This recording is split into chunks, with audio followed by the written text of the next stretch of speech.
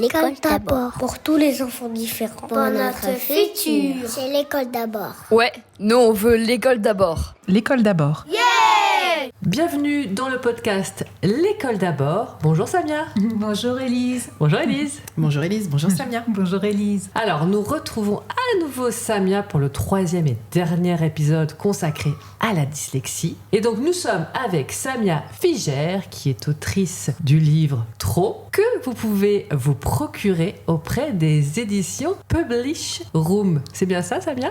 Tout à fait. Tu peux nous redire un petit peu de quoi parle ce livre? Alors c'est un tout petit livre qui fait à peine une vingtaine de pages qui parle de l'hypersensibilité. Donc une petite fille, Lily, qui est hypersensible et puis qui raconte son quotidien d'enfant hypersensible, ses relations aux autres, ce qu'elle peut ressentir, ses émotions. Donc sans donner de solution, puisque le livre, comme on en parlait la dernière fois, est vraiment mis en page pour les enfants qui peuvent avoir aussi potentiellement une dyslexie ou un TDAH. Et donc je voulais qu'il soit facilement lisible. Donc il est très court et ne donne pas de solution, mais fait comprendre au moins ce qu'est l'hypersensibilité et ce que peut ressentir un enfant hypersensible. En tout cas, nous, on a beaucoup aimé ce livre, qu'on a lu aussi avec nos enfants, et donc est à retrouver dans toutes les bonnes librairies. Et puis, tu es également aussi formatrice en neuroatypisme, et donc c'est pour ça aussi qu'on t'a invité, parce que tu es un peu notre spécialiste des dys en particulier, et donc de la dyslexie. Et donc aujourd'hui, ce qu'on va aborder dans ce 3e épisode, c'est vraiment que faire en tant que parent d'enfants dyslexiques, que faire en tant qu'enseignant avec des élèves porteurs de ce trouble, et aussi en tant qu'adulte dyslexique, comment on vit sa période adulte, son travail donc professionnel, comment on adapte tout ça. Donc tu vas nous donner des pistes. On va peut-être commencer par parler de cette vie d'adulte, de cet âge où effectivement on va exercer un métier et comment on peut s'adapter, quelles solutions trouver quand on est reconnu depuis a priori quelques années comme étant dyslexique. Quand on est adulte, là encore il y a de nouveaux défis, puisque on l'a dit, la dyslexie c'est un trouble durable, donc en étant adulte, on l'a gardé sa dyslexie. On a pu mettre en place des aménagements, on a trouvé des moyens de compensation, mais la dyslexie est toujours là et donc il faut continuer à aménager son quotidien pour que les choses soient un peu plus simples. Dans le monde du travail, ce qui va surtout impacter, ça va être donc toujours bien entendu l'écrit et la lecture, mais on se rend bien compte que lorsqu'on est, notamment lorsqu'on travaille dans un bureau avec les ordinateurs, il y a beaucoup de mails, donc parfois très longs, auxquels il faut répondre aussi très rapidement, la plupart du temps. Donc c'est quand même une sacrée pression lorsqu'on est dyslexique. Alors fort heureusement, on a parlé des outils informatiques, de tout ce qui est lecture vocale et autres qui peut aider, mais c'est vrai que cette grosse quantité d'écrits, de mails et la pression qui va derrière, ça peut être quand même compliqué si on n'a pas mis en place des aménagements. Et par ailleurs, on avait parlé aussi de la prise de notes qui était difficile pour les lycéens et les plus grands, et voire même déjà les collégiens. Ben là, c'est pareil, c'est-à-dire que les travailleurs vont aller en réunion, pour certains, il va falloir prendre des notes. Alors, qu'est-ce qui va se passer? Soit ils vont, avec l'habitude, peut-être réussir plus ou moins à prendre les notes, à écrire en même temps, et ça va aller, soit ça va toujours être un peu compliqué. Ça veut dire que soit ils vont réussir à suivre complètement la réunion et à avoir donc les notes suffisantes, mais si c'est pas le cas, eh bien en fait, ils n'auront pas pu tout suivre, ils n'auront pas tous les éléments et donc la participation aux différents projets va être impactée aussi. Ça, c'est au niveau purement des projets et de tout ce qui est réponse aux mails, donc j'allais dire professionnel pur, mais il y a aussi le relationnel. J'ai rencontré là récemment un monsieur qui me disait, moi de toute façon, au travail, je ne parle à personne parce que parfois on me dit que je suis débile, parce que j'arrive pas à lire assez vite, parce que je comprends pas du premier coup. Et c'est terrible parce qu'il y a cette idée que parce que tu es un adulte, en fait, tu peux pas forcément être dyslexique. Et puis en plus, un handicap qui est invisible. Donc en fait, les gens ne se rendent pas compte à quel point ça peut impacter. Et ça, c'est très compliqué à vivre. Donc très souvent, ces personnes-là, en fait, se mettent en retrait et ils vont moins vers les autres. Ils discutent un peu moins avec les collègues. Eux-mêmes, ils ont une perte de confiance qui est totale. Et puis, ils voient bien aussi que parfois, ils peuvent en effet travailler plus lentement que d'autres. Et ça les perturbe beaucoup. Donc, ils préfèrent se mettre à l'écart d'eux-mêmes pour finalement moins souffrir. Est-ce que les personnes qui postulent pour des emplois divers et variés, est-ce qu'il y a une discrimination à l'embauche ou pas du tout ? Alors autant pour les écoles, je te dirais que a priori j'espérais que non. Autant malheureusement dans le monde professionnel, j'ai beaucoup de retours sur ce type de discrimination. Alors est-ce que c'est dit directement ou est-ce que c'est fait de façon plus subjective? Certaines personnes m'ont quand même rapporté certains propos où on leur disait oui mais ça va être compliqué à mettre en place, oui mais vous comprenez c'est pas évident et par rapport à l'équipe comment on va faire. Donc ça montre bien qu'encore une fois dans le monde du travail c'est pas encore acquis que cette inclusion devrait être naturelle. Ouais. Il y a une loi qui régit cette inclusion dans le monde du travail, parce qu'il y a une loi qui régit l'inclusion à l'école. Pour le racisme notamment, il y a un observatoire, il y a beaucoup d'opérations qui sont faites à l'entrée des boîtes de nuit, à l'entrée des restaurants, ou même pour aller avoir accès au logement, où on demande à une personne racisée, une autre personne blanche de postuler pour le même emploi. Là, est-ce que ça existe aussi pour les personnes 10 ? Alors, il y a une loi par rapport à l'embauche des personnes en situation de handicap. Si je ne me trompe pas, il me semble que c'est un quota de 6% que les entreprises devraient avoir. Mais certaines personnes me disent aussi que parfois, elles n'osent même plus mentionner le fait qu'elles aient une RQTH, de peur justement d'avoir un refus. Surtout que ça peut passer, c'est invisible, c'est ce que tu disais. S'ils ne disent rien, ça peut peut-être passer. Exactement. Et de toute façon, soit ils prennent 6%, soit ils payent. Les entreprises payent. Certaines entreprises préfèrent presque payer. Oui.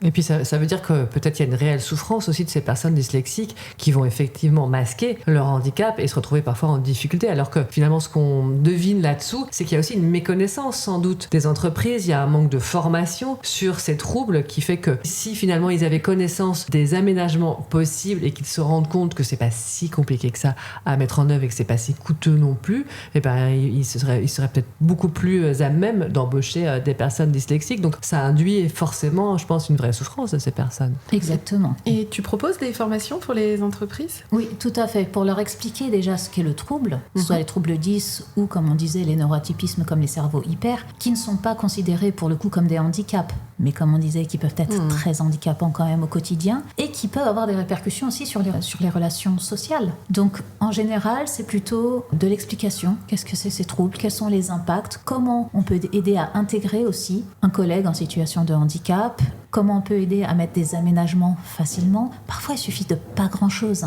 Et notamment, comme on le disait, avec les outils informatiques, notamment pour la dyslexie, ça aide énormément. Et c'est une demande des personnels de ressources humaines lorsque tu fais des formations.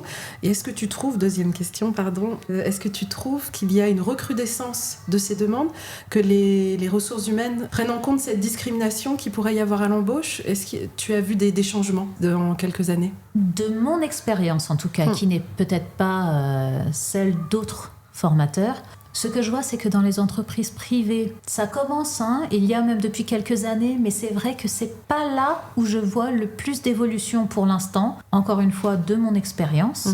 Par contre, je vois vraiment l'évolution, et ça c'est très flagrant, au niveau des collectivités locales et au niveau éducation nationale, malgré tout, où on parle de plus en plus des élèves à besoins particuliers. Ça, c'est quand même une belle avancée. Oui. Donc là, on a parlé plutôt de l'aspect professionnel des adultes qui souffrent de dyslexie. Et dans leur vie plus privée, comment ça se passe ? Là où ça va être peut-être plus compliqué, c'est peut-être dans la gestion des tâches au quotidien. C'est-à-dire que tout ce qui est lecture, encore une fois, on connaît les formulaires de l'administration française et tout le reste, c'est quand même parfois extrêmement compliqué. Même sans avoir une dyslexie, certains formulaires à remplir, c'est la croix et la bannière. Donc, plus particulièrement, quand on a un trouble 10, c'est quand même pas évident. Et puis, la lecture de factures, la gestion du quotidien aussi, tout simplement. On a vu qu'il y avait un petit souci dans tout ce qui est gestion de la planification, de l'organisation, donc organiser le planning familial. Et puis là encore, dans tout ce qui est répercussions dans la vie sociale, où là encore, j'ai quand même reçu beaucoup de témoignages de personnes qui me disaient je n'ose pas trop sortir, j'ai pas trop envie de m'inclure dans des groupes parce que je me sens différent et qu'en fait, les gens ne comprennent pas pourquoi. Donc ils ont quand même assez honte parfois de cette situation alors qu'il n'y a aucune honte à avoir et que très souvent ça se dissipe lorsque on peut parler justement librement de ce trouble et puis des répercussions. Mais il arrive aussi fréquemment, malgré tout, que ces personnes potentiellement s'isolent ou ne souhaitent pas justement avoir une vie sociale plus élaborée, parce que même quand on parle de prendre le bus, par exemple, ou de faire un trajet, quand il faut lire une carte, quand il faut lire les différentes lignes de bus qui s'entrecroisent, c'est très difficile pour eux. Et ils n'osent pas demander, parce que comme on l'entend très bien dans certains témoignages, c'est j'ose pas demander, parce qu'on va me dire mais à ton âge tu sais pas le faire, mais t'es débile, c'est pas possible. Eh oui. Ah là, c'est compliqué. Hein. Quand ils sont enfants, quand ils sont adolescents, ils sont dans un processus d'apprentissage et on considère qu'en tant qu'adultes, ils devraient savoir déjà tout ça. Et là, on leur renvoie l'image de bah oui, t'es pas vraiment, t'es un adulte et tu ne sais toujours pas faire ça. C'est ça. T'es pas accompli, quoi. Non, ouais. Alors ça commence déjà dès l'adolescence où ils commencent à le ressentir quand même. D'accord. Et c'est vrai que la honte grandit un peu comme ça, ainsi que la baisse d'estime de soi. Et c'est ce qui est absolument terrible. Parce que finalement, il n'y a pas de honte à avoir. C'est un trouble, c'est comme ça, et c'est normal d'avoir des adaptations. Et puis c'est vrai que quand autour de nous, on va souvent entendre bah oui, tel enfant est dyslexique, les parents vont en parler librement. Mais bon, j'ai quand même quelques amis, et je n'ai jamais un seul ami qui m'ait dit bah oui, je suis dyslexique. Ça ne se dit pas entre adultes, ou peu en tout cas.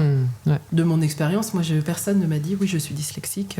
On en parle beaucoup moins. Et c'est vrai que finalement, et c'est peut-être ce qui est positif, c'est-à-dire qu'en tant qu'adulte, on ne se définit pas non plus par son trouble. C'est-à-dire que quand on est plus jeune, on voit la différence, et c'est vrai qu'à l'adolescence, on veut tellement aussi rentrer dans le moule que c'est ça qui fait aussi la différence peut-être par rapport aux autres. Adultes, peut-être, et je l'espère en tout cas que la plupart ont plus réussi à vivre avec et à se rendre compte que finalement, ils y arrivaient très bien aussi, qu'on peut très bien y arriver. Certains adultes, par contre, ne comprennent vraiment qu'ils sont dyslexiques que grâce à leurs enfants, parce que justement, ils n'étaient pas diagnostiqués plus jeunes, et que c'est en voyant comment se comporte leur enfant, comment ça se passe à l'école, qu'ils se disent mais en fait, moi c'est exactement ça qu'il m'arrivait. Et que l'enfant est diagnostiqué, c'est là qu'ils comprennent cette révélation qu'ils sont dyslexiques. Et c'est intéressant, c'est pour un adulte de faire un diagnostic une fois adulte, quand on se rend compte, ça a encore un intérêt, ou alors on estime que comme il a réussi à passer toutes ces épreuves, c'est pas des épreuves, mais il a réussi à faire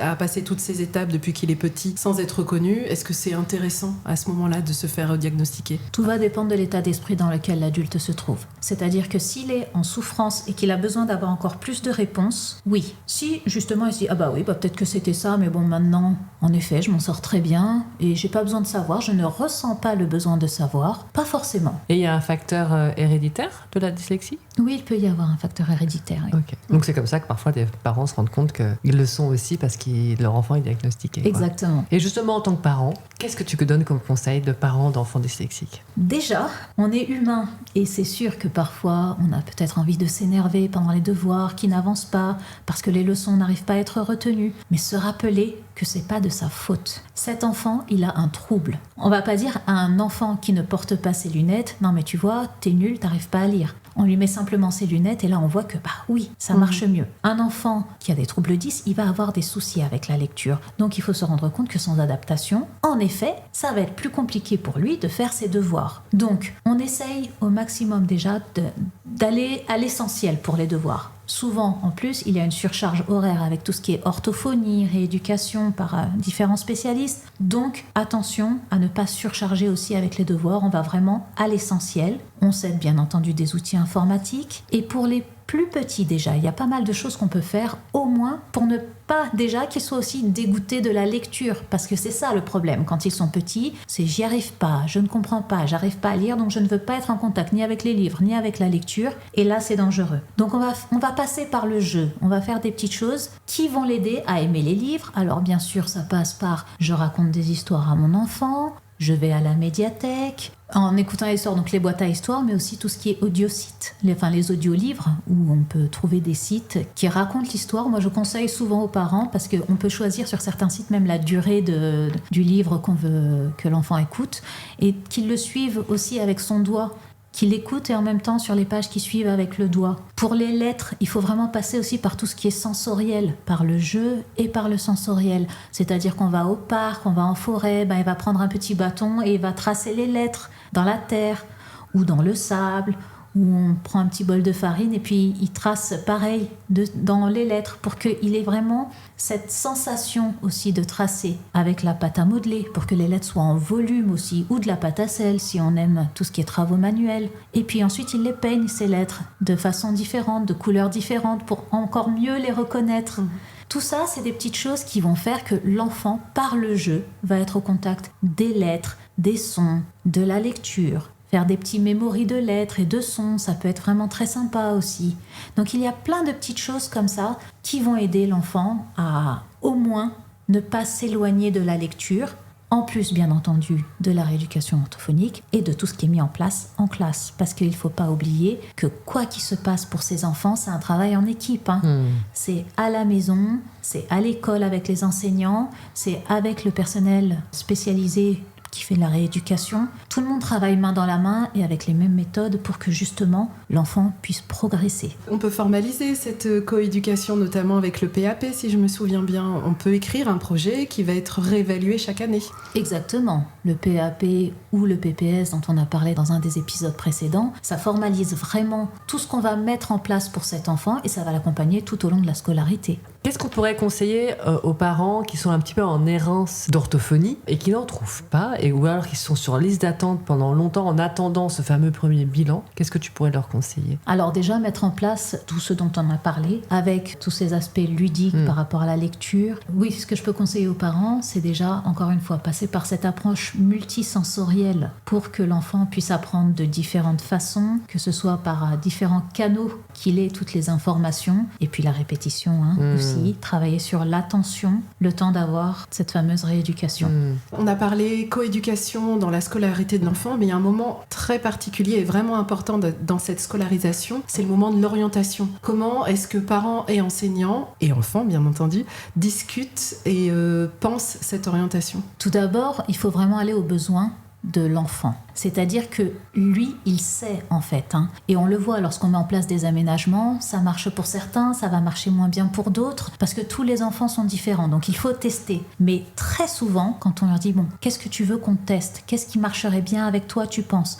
Ils savent très bien, ils le ressentent. Donc faire confiance à l'enfant, parce que ça ne sert à rien de forcer à tout prix pour qu'il fasse tel ou tel métier, si lui, c'est une torture en fait de le faire. Que c'est trop une souffrance de se dire je vais faire ce métier-là. En général, surtout quand ils sont petits, ils sont gentils, ils veulent faire plaisir aux parents. Mais essayez de ne pas influencer et surtout de voir lui dans quoi il se sentirait bien. Ces enfants dyslexiques, la plupart du temps, ils sont très créatifs. Ils ont vraiment cette vision à 360 degrés. Ils ont énormément de qualités. Et très souvent, en fait, c'est vrai que d'eux-mêmes, j'allais dire, ils se réorientent soit vers des métiers de l'art, soit vers tout ce qui est mathématiques, physique, chimie, par exemple. Donc, d'eux-mêmes, c'est souvent vers ça qu'ils tendent. Donc, essayez de les écouter. Après, il y en a qui, eux, voudront peut-être être écrivains, journalistes. Pourquoi pas? Après tout, comme je le disais, on peut tout faire à partir du moment où on met en place des bonnes stratégies. Donc, ce n'est pas parce qu'un enfant est dyslexique qu'il ne pourra jamais dans sa carrière être journaliste ou écrire des pages et des pages ou être philosophe. Pas du tout. Simplement, il faut l'écouter et choisir la bonne orientation en fonction de ce que lui se sent capable de faire. Aussi objectivement, il est capable de faire, mais quand je dis capable de faire, c'est que parfois, eux-mêmes se sous-estiment.